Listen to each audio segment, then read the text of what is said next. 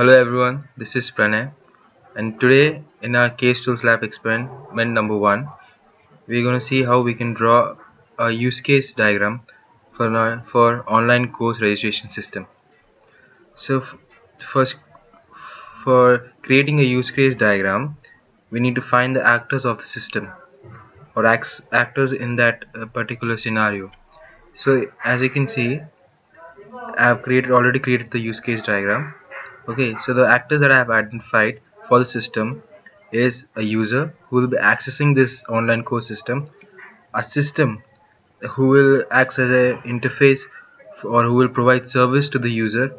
A system will store all the information related to this online course registration system, and there will be another user, a faculty, who will be able to add the courses, who will be able to remove the courses in the system.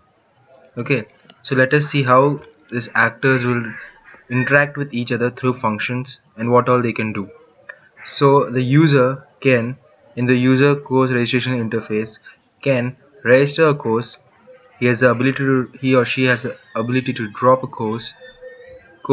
He can register the faculty for that course, he can drop the faculty for that course, and he can view the timetable. Okay, and the services provided by for this interface is by the system. So system provides a service.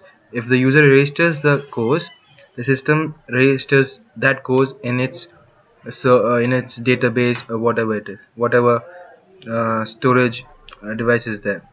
Okay.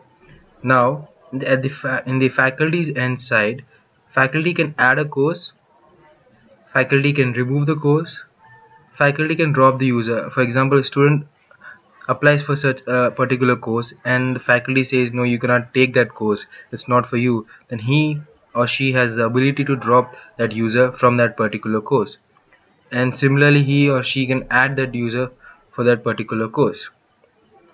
And both the users, as in the faculty as well as the user, as in user and the faculty, has to go through a system login phase to enter this online course registration system.